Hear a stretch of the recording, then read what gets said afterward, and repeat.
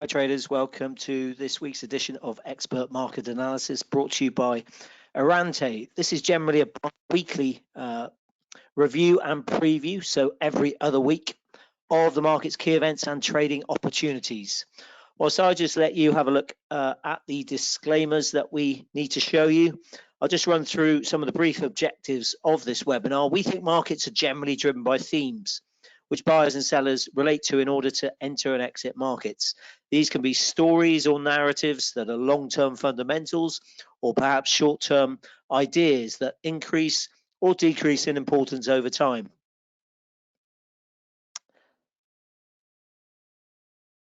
Our goal generally is to break down all the market jargon and complexities that we read about, and you read about especially. So if you do have any questions, please do ask them in the box which you can see, and hopefully I'll get to them straight away or at the end of the webinar. But I certainly hope to answer any questions you have on fundamentals, on some of the technical setups you might be seeing, and any other opinions hopefully that I can offer some thoughts on.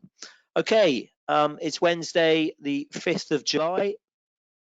So let's get to it. This week, it's a holiday shortened week, of course, owing to obviously yesterday's Independence Day in the US, July the 4th holiday, of course. So we've had sort of much less liquidity, much less volumes the first couple of days to start this first half of the second half, sorry, of the year.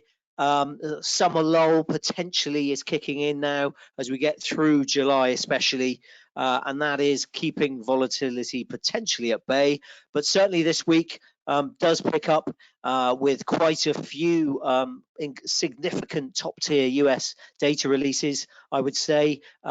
Certainly there is the probability of a September rate hike by the Fed. That's pretty much baked in.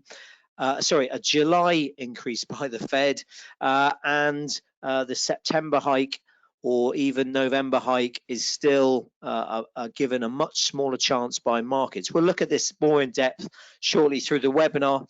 On the macro front then, we do have those big US labor market indicators, especially the non-farm payrolls, which will be on Friday. That will take the limelight, but we also get these ISM surveys, or certainly the service sector survey, tomorrow, that is, which we've already seen the manufacturing survey be rather depressed, really signaling recession in that sector of the economy. So the services sector is a big deal really for a lot of the market, really another test of the US economy's health on the services side. As I say, we've had the RBA, of course, which we'll run through as well. That was a close decision, but they decided to stand back. And then potentially we've got some German industrial production data, which will show us or potentially show us highlight these recession concerns, which are potentially deepening.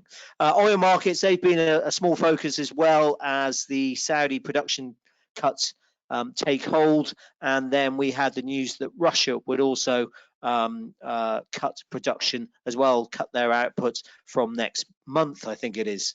As for today, well, Asian and Chinese equities are lower, and they're bringing European equities lower as well. I look at US futures at the moment, and they're pointing to quite a considerable lower, indicating a significant lower open. S&P futures down at over 0.5%, Nasdaq futures down 0.67%. So something to watch there. Really, the data out of China, we had the services PMI data, which was fell to 50.5, so it was above the 50.2 consensus. Sorry, that was the manufacturing. The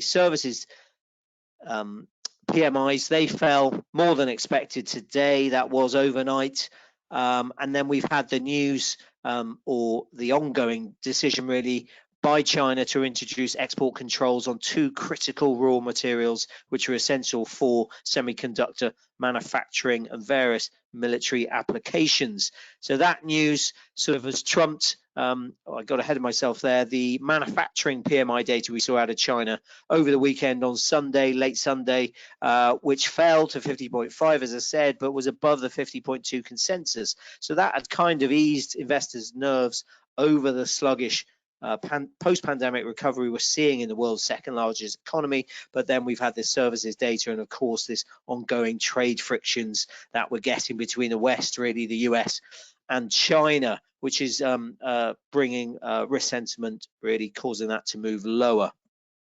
It all comes on the back of, let's not forget, the P-Box last month, the People's Bank of China, of course, that is, cutting their benchmark London rates for the first time in almost a year. Policymakers really extending cautious monetary support in an effort to spur the robust growth, which we haven't seen as yet. As I mentioned, we also get, moving on to stocks really, we get, potentially fairly quiet sessions. We're preparing for Q2 earnings season really, it starts next week.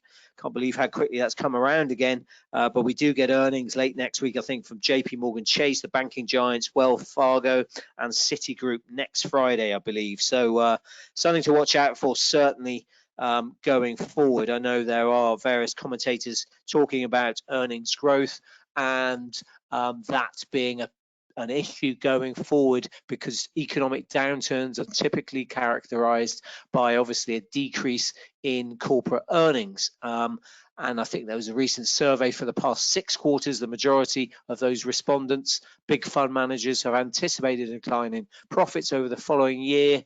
And they're kind of surprised, those respondents, those big fund managers, that the decrease in earnings hasn't been more substantial. Which would then lead to a decrease in pessimism over profits and potentially this downturn in the economy that has yet to unfold. As I mentioned, stocks really interesting. If we just step back slightly to the first half of the year, let's not forget the Nasdaq Composite that recorded its best first half of the year since 1983, 32% gain in the Nasdaq, powered of course by a handful, just a handful really, of large tech stocks, and the potential growth, of course, for artificial intelligence, AI. For any half, actually, first or second, the Nasdaq recorded its strongest performance since the peak of the dot-com bubble in the second half of 1999. As I said, the biggest contributors to the rally have been this handful of big tech stocks, kind of known now, I think, as the Magnificent Seven. So that's Apple, Amazon, see if you can name them, Microsoft, Nvidia, Google, Alphabet, that is, Meta, and Tesla. You could pick any of those stocks. Apple, certainly on Friday, it hit a new record high, valuing the company at more than $3 trillion. And then we've got, obviously, chip maker Nvidia, massively in the news recently, of course, almost tripled in price since the start of the year. Just a handful of, there's so many stats out there about this narrow breadth that we've talked about as well in the past few months, that has driven stocks to their highs, or recent highs at least, and driven this outperformance in the Nasdaq compared to, say, the S&P. That's up, the Nasdaq's risen, twice as much as the S&P has risen. Broader S&P about 16% in the first half. And that really highlights this effect of mega cap tech stocks, really. If you think all the stocks in the S&P were weighted equally, which they're not, of course, if they were weighted equally, the index would only be up around 5% for this year. Clearer messaging, why this is, of course, clearer messaging from central banks plus easing inflation is certainly supportive of stocks. And then, as I said, this Magnificent Seven, if you like, have been a key driver. Going forward then, the risk is the Fed's ongoing battle with inflation may push the economy into recession, as we've said. We've obviously had thoughts about a hard landing, come to thoughts about a soft landing, come to thoughts about some kind of very soft, even nothing landing, as we just sort of carry on in this state of declining activity data, but a labour market that is still strong. So something potentially has to give, you would think. I know lots of people have been calling for this to happen sooner rather than later, and it hasn't happened, this sort of big slowdown. But certainly, well, the inverted yield curve, we haven't really touched upon, but the 2-year against the 10-year or something similar in treasury yields, that is inverted, still very, very highly inverted, always pretty much a signal for a recession. But it doesn't give you the timing of that recession, which is key. It's normally 18 months to 2 years after the first sort of inversion, and that has just increased. But we are in that sort of sweet spot, getting towards that sweet spot. So interesting to see what happens going forward, of course. And certainly with this kind of unusual equity performance, which certainly seems reversible at some point, but that doesn't mean it's inevitable, of course. And if you think in a way AI enthusiasm is probably more genuine than, say, other hypes that we've seen over the last couple of years, for example, say with the metaverse or with virtual reality, with earnings growth, again, slightly contradicting what I'm saying, what I said before, but AI, if you see that as this huge growth over the next 5-10 years, earnings growth then potentially is real and does support these big cap tech stocks, and then potentially broadens out with the benefits of that technology. Something to think about. Let's get to the technicals anyway. So this is the S&P weekly chart. We've pointed out previously, certainly 4,200 was a key resistance level. You can see there the dotted line. This grey line is the 100-week moving average. It's pretty much been around 4,200 as well. And then you also had that January top at 41.95. So we sort of tracked sideways. And we always say the longer we have range contraction, narrow traded ranges, then the bigger the breakout will be generally. And that's normally in line with the longer term trend. So yeah, we tapped the 4,200 level and then have pushed quite nicely, sharply above it. We did have that sort of week, end of May, you can see, start of June, where we dipped to 41.66, but then closed very strongly. You can see near the highs, always a telltale sign that we should be moving high, and we have done so above 4,400 now. I would say 4,500 is the next target, and we've got in here a fib level, 45.34, I think. Let me just check. Yeah, 45.34 or so. So 4,500 above, probably next key level for the bulls. It does look like if we do push above and close above this sort of 44.58 level, then certainly it looks good for more upside. We are getting slightly overbought, you can see, but not excessively at all. So 4,500, 45.34 the level, and then sort of 4,600 even, and that late March high at 46.37. Just dropping to the daily, you can see we're way above some of these moving averages. That's the 50-day moving average, 100-day, 200-day. But we've moved above that previous mid-June high at 44.48.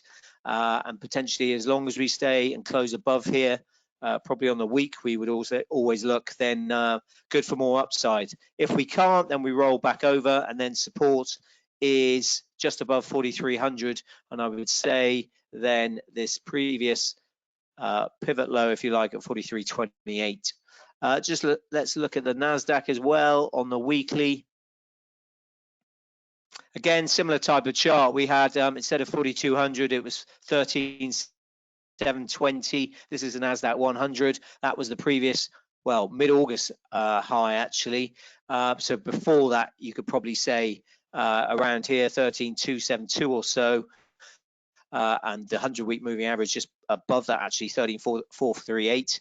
Pushed above there, strong moves on the week. You can see closing near the highs, and then a narrower range, which is fair enough after 2 big weeks of gains, but then sort of consolidation and then a push higher again above that fib level, which is 14,349. The fib level being of the 2022 decline, you can see. So 61.8 was at 14,349. The next minor one, 78.6, just above where we are now, 15,411, potentially another target to the upside. I think the Dow, we'll just touch on that briefly, is interesting because you have this very strong resistance level that we pointed out over the last few months, 34,281 in the Dow. You can see it capped the upside numerous occasions over the past few months, over this year really.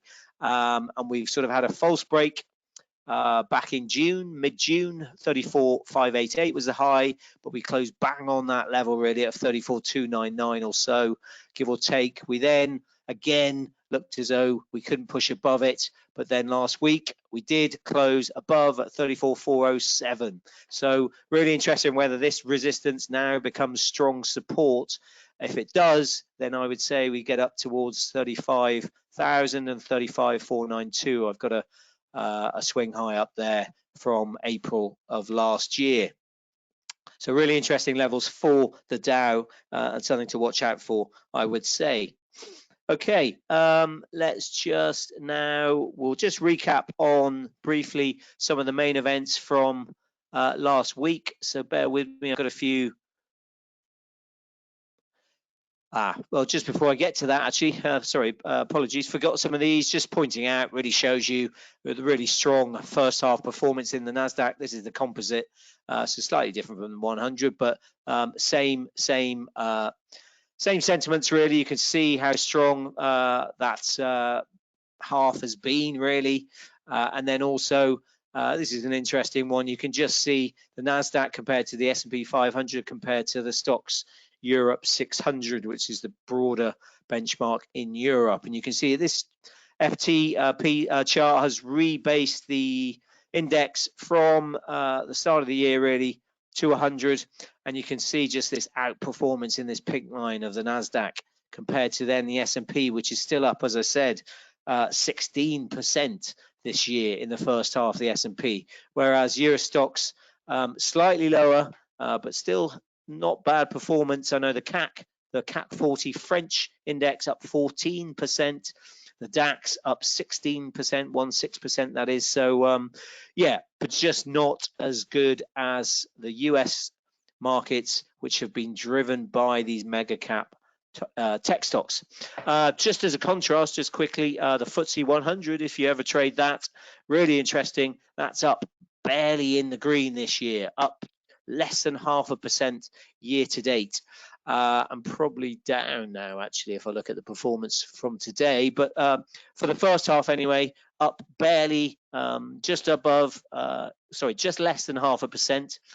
The Q2 performance actually was down 2%. This is the FTSE 100, and if you just think about the makeup of that index, pretty much oil majors, interest rate sensitive stocks, companies, house builders, banks, insurers, really vulnerable to higher rates. And that's obviously what we're seeing potentially, the outlook, and what we have seen, of course, in the UK and courtesy of the Bank of England raising rates. And if you think about it, we're at 5% now. We're going to potentially what markets see at 6.25%. So for those stocks which make up the bulk of the FTSE 100, as I say, interest rate sensitive as well as cash generative kind of value stocks, then they are vulnerable, as I say, to higher rates. And then as well, if you think of the energy and mining stocks, then they have been hit by falling commodities, and as well, of course, the oil majors, as I mentioned. The other key factor, just bringing it back, is that there are very few tech companies in the FTSE 100, and therefore they're not benefiting from this sort of AI mania that we sort of have seen in a lot of the US, well, chip companies, chip makers, and other similar stocks. So really interesting, I think, as well. Sterling doesn't help the FTSE 100. You have to remember 75% of FTSE companies get their revenues from overseas. So a higher sterling, a higher pound is not helpful for these companies. Anyway, I digress, sorry. Let's move on now to last week's key couple of events really to do with inflation. So we had Eurozone inflation really. The headline dropped from 6.1% to 5.5%. So that thick blue line is moving lower. Food inflation moderated substantially, although there could be actually a seasonal adjustment, which suggests a monthly uptick between May and June. Still, the year-on-year inflation rate is coming down, as you can see, that headline inflation number. Certainly energy inflation as well, strongly negative on base effects, let's not forget. So that will bring down most headline inflation numbers across the world and certainly in the Eurozone. But the main focus for policymakers and certainly for the ECB is on core inflation. And that ticked up actually from 5.2 to 5.3 to 5.4%. So a worry here that this was mainly due to the effects on services inflation, actually from government German support from last year dropping out. The labour market remains hot, and that is the key concern for the ECB. And while there are initial tentative signs of cooling, perhaps, if you think of vacancy rates have moved past their peak, the issue is unemployment remains stable, kind of around historic lows at 6.5% in May. And then for the ECB, this means potentially the risk of prolonged high wage growth remains in place. And that is an important reason why the ECB is probably not pausing its rate hiking cycle just yet. Kind of similar issues with the Bank of England of sorts with their high wage growth for sure in the UK. Just back to Europe then, other forward-looking indicators for inflation are looking benign, actually. Selling price expectations steadily dropping by the month. And then we have had more sluggish economic figures, which potentially add little demand pressure. So that's something to think about going forward. For the ECB, otherwise, in the near term, and the message coming out of Sintra out there, the ECB symposium last week, if you followed that in Portugal, the message has been pretty clear. So there's more work to be done by the ECB. They're focusing on core inflation, and they think it's kind of more costly to do too little in terms of hikes than do too much, which means then markets expect the ECB to continue hiking rates. Probably certainly with one in July, which is the day after the Fed's meeting in the last week of July, that is. And then September is kind of a coin toss, I think, around 35 basis points or so priced in. So if you think you get 25, I think it's 38 basis points actually. So if you get 25 basis points in July, then 13 basis points is priced in for September. That's around a coin toss, isn't it? 50% or so, just below chances of, but that has been higher, but has just come back down recently. And certainly with some of this data now we're getting out of Europe, which is pointing to a slowing German economy for sure, and then certainly as well that China data is important because that's the biggest export market, of course, for the Eurozone. For Germany, that's been sluggish in the face of rising interest rates, certainly in the Eurozone, and potentially then we're looking at some kind of recession in Germany with the outlook pretty dim. We do get that industrial production data, as I said, and in fact today is interesting, and I'll just bring up this chart, which hopefully you can see. I'll just check you can. Yep, you can. Which I think is really interesting because I don't want to get too technical, but we've had, it's pretty self-explanatory in a way. So the orange line is just Eurozone inflation data. You can see that falling against the right-hand column here. So that's falling, and then you've had a sort of input prices for some of the PMI data, which is really key for as a leading indicator, and you can see those prices are falling sharply, and CPI tracks this data, as I've said, by about 6 months. So you can see potentially then that CPI data falls back to the 2% target by the end of this year potentially. So really interesting. And again, today we've had Eurozone PPI prices fall almost 2% in May. Again, I haven't got the chart, apologies, but it's sort of kind of a similar chart to this really. And PPI is basically upstream prices, producer price index prices, which then potentially then feed into consumer prices. So just something to bear in mind, potentially headlines certainly coming down because of the base effects falling out. If you remember, high energy prices surged 12 months ago. Now that 12 months has gone, so those effects come out of the headline number, but it's the core inflation figure that everybody is focused on now. We also had, just to bear in mind, in fact, sorry, let's just go to euro dollar, of course, because key currency pair, which is here. And let's just run through some of the technicals here. This is on the weekly. Actually, I prefer to go to the daily. It's kind of sideways trading at the moment, isn't it? We've got support really around this light blue line, which is the 50-day moving average at 108.62. You can see sort of supported prices over the last few weeks. And then you've got the 100-day below that at 108.23.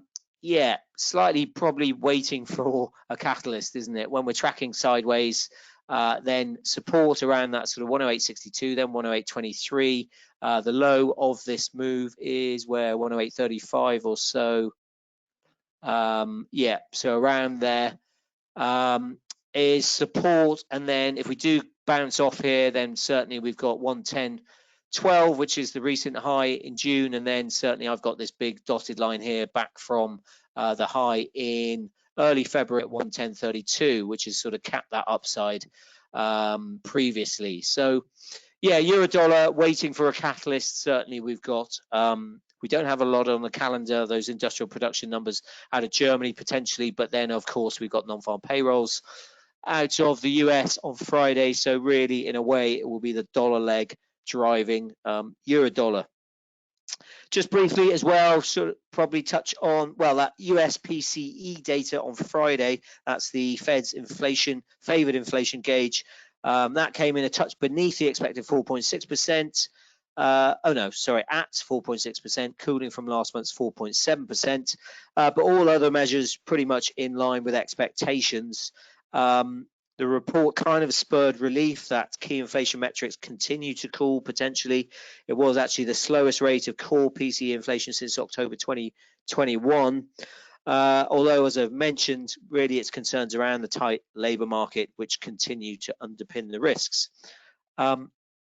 Okay, moving on briefly from before we get to this week's main events, the RBA is worth looking at very briefly, and the Aussie dollar. This is the chart you can see, but just on the RBA, it was the coin toss really amongst economists. Markets were slightly more convinced that they would stand pat, and that is what they did. They kept rates unchanged. Yesterday morning it was now at 4.1%. It was the RBA's second pause this year after keeping rates stable in April at 3.6%. But then let's not forget they then implemented back-to-back rate hikes in May and June afterwards. Basically, the board said some further tightening of monetary policy may be required to ensure that inflation returns to target in a reasonable time frame, but that will of course depend on how the economy, how inflation evolves. The decision to hold rates steady this month then kind of buys them time, doesn't it, to assess data and of course the risks. The growth in the Australian economy has slowed for sure, and conditions in the labour market, those tight conditions have eased, but they do remain rather tight, and that is the issue for the RBA. Certainly as well, inflation has passed its peak, but it's still too high and way above sort of 5.6%, way above the 2 to 3% target range, which the bank has for inflation. And certainly then the board, I think they said they remain alert to the risk of their expectations of ongoing high inflation will contribute to larger increases in wages and prices. And that's especially due to the sort of limited capacity in the economy and that still very low unemployment rate. Seeing these sort of conditions across the globe, really, I'm sure you're getting that idea as well. Interestingly, the Aussie dollar on the day sort of dipped, but then with the more hawkish tone by the RBA, it was a hawkish hold, really, wasn't it? Hawkish skip, some are saying hawkish hold. The Aussie sort of lost, well, sold off initially, and then actually you can see closed up on the day with, oh, sorry about that, with potentially more hikes to come, and I think there is still one more hike priced in by swaps markets in Australia for the months ahead, at least. Remember, the RBA meets every month, not like other major central banks, which meet sort of 6 weeks to 8 weeks. Well, 6 weeks really, the other major central banks. So they have sort of timelier data to look at. Aussie dollar, you can see we've still got this sort of range trade in. So sort of on the low side, just below 66, high side, just above 68. You can see we did break down below it and above it, but we didn't last long, only a few days, and then we were back in this range. So, yeah, you can play the range, and sort of moving average don't tell us too much, do they, really? Which I've still got in there. If we just pull it back, we've sort of got a couple of fib levels. So we've got a fib level of the decline of this year, and the halfway point is just around the top of the range, 68. Doesn't tell us a lot, really. And then we've got longer term fib levels just below the bottom of the range and sort of just above. So yeah, that's the Aussie dollar for the minute. Certainly we turned lower today on the back of that softer China data. Commodities not doing as well. So we're just tracking in the middle of the recent range, really.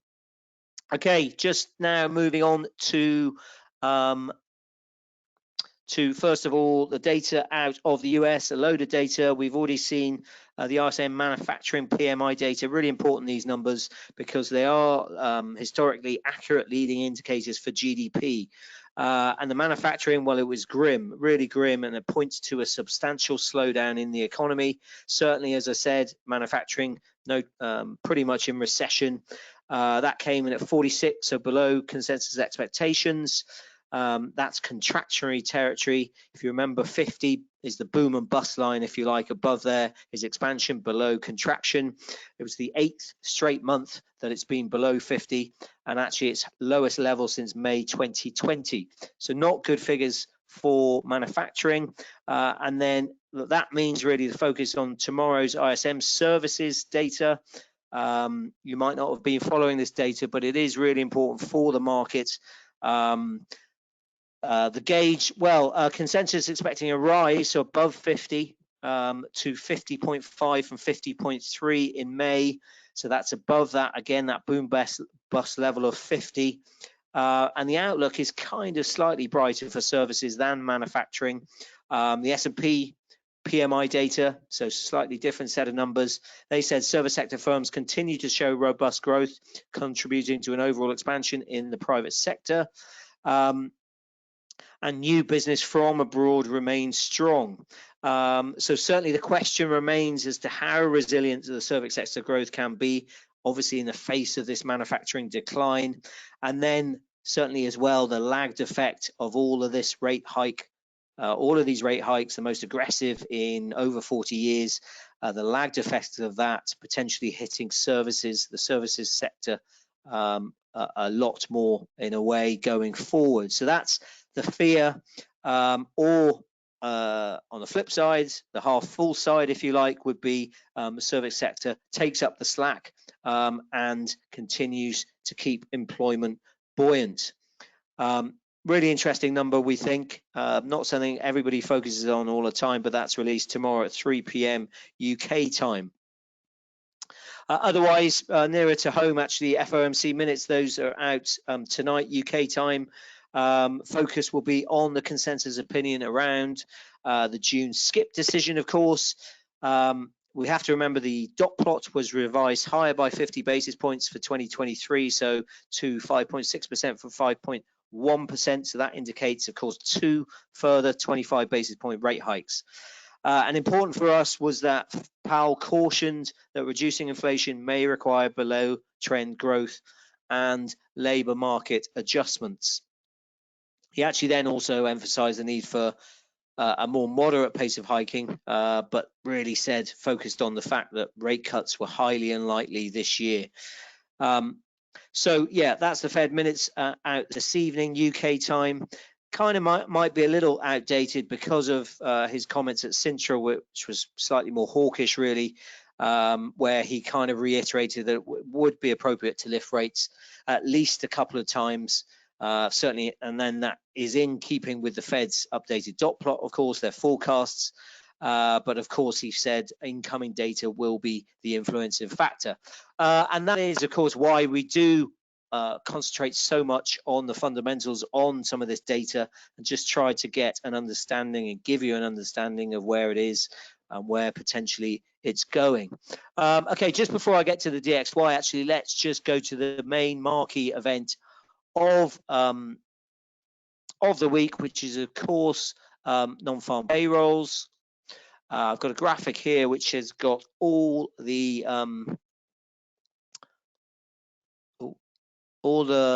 numbers. Hopefully you can see that, and I haven't paused the screen, so apologies when I've been flipping about. But yeah, you can see the main numbers here expected. Hopefully this is of use to you guys. Just before I get onto this, we do have the JOLTS data for May, and then the timely or weekly initial jobless claims, which is out tomorrow. The vacancy data has had some sort of importance, and it can be influential. If you think about last month's data for April, for instance, that saw an upside surprise, and that generated then quite a hawkish market reaction. And then that weekly jobless claims data receded in the latest week, actually, although the 4-week average remains close to the break-even level, which is around 265. So if you have that in mind, then any sustained increase in the level of claims probably above that figure really will likely signal anyway, a deceleration in the monthly jobless gain, in the monthly job gain, sorry, that we get in the BLS employment report, which is, of course, the non-farm payrolls report. As for that, you can see 225, probably consensus around that number. So below the 339 from the previous report, but still very healthy, especially in this sort of in this time of the cycle where we're meant to be slowing down. But 200,000 plus job gains is really quite strong. Unemployment possibly ticking lower, 10th to 3.6% from 3.7% previously. Wage growth seen steady at 0.3%. That's come back down from sort of 0.5% a couple of months ago. The 0.3% seen actually in May as well. As I say, really, jobs market's really been much more resilient this year than economists really have expected, running at pre-pandemic levels, even as the Fed, of course, have raised interest rates over the past 15 months. And it's interesting, actually, the median estimate from Bloomberg survey economists has underestimated the headline jobs figure every month for the past 14 months. Quite something, really. So if you think 225K is the consensus now, last 14 months we've had figures above the previous consensus figures. So just something to bear in mind. Surely that must be broken at some point, but not at the moment. Certainly, though, this job data, crucial part of the Fed's deliberation, certainly for its meeting at the end of this month.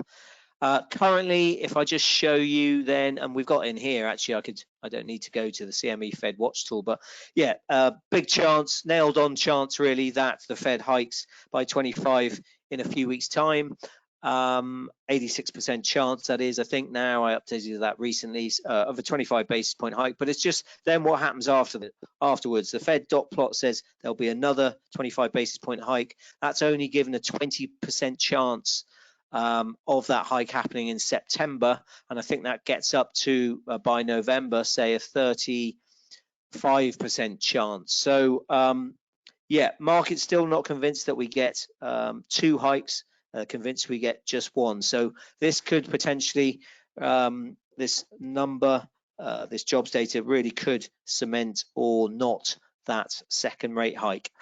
We do get, I should note, US CPI data next week, 12th of July. So next Wednesday, that is. So that will be another key input for the Fed before they decide on, well, on what they do in July, but certainly then going forward after that. Okay, let's just go to the DXY chart then. We're doing okay for time. Don't see any questions. Please do write Ask any questions if you do have any, whatever it is, no matter how big, how small, always happy to answer.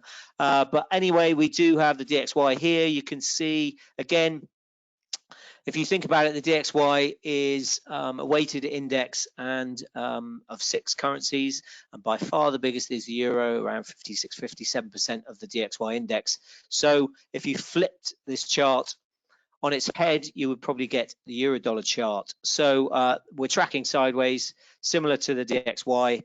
Lows and strong support around 102, I'd say, on the DXY, and then initial resistance, that recent high at 103.54, before then we get to sort of 104 and this sort of noise around here. Okay, that's the DXY. Let's just move very quickly then to one last big data point for us, which is Canadian employment data. Any of you who trade dollar CAD, this is of big interest, of course. Let me just get the dollar CAD chart, which is here. Just bear with me 1 second, just double check you're seeing that, which you are. Yes, Canadian jobs, big number, important for the Canadian economy, of course. Expectations, I think, for employment to increase by around 15,000 in June. That gain would offset much of the drop that we saw in May when, well, jobs, they actually heavily missed expectations, jobs declining by 17,017. Which was really led by a 33,000 drop in full-time jobs. Unemployment rate expected to remain at 5.2%. So really, despite the increase in employment, the labour market is still observed to be cooling from an average monthly job gain of around 34,500 in the 12 months prior to May. So that is something to bear in mind. As for the Bank of Canada, well, it resumed its hiking cycle in June, of course, after keeping rates on hold since January. The board decided that the policy was not sufficiently restrictive enough to bring supply and demand back into balance and return inflation to the 2% target. Since that time, we've had that soft jobs report, as I've said, while inflation came in cooler than expected on the core metrics of 3.7%. And the average of the 3 core measures cooled to 4.3%, I think, from 4.7%. So still way above the box target, the Bank of Canada's target, 2%. Let's not forget. I think markets currently price in around a 60% chance of another hike in July, which is next week.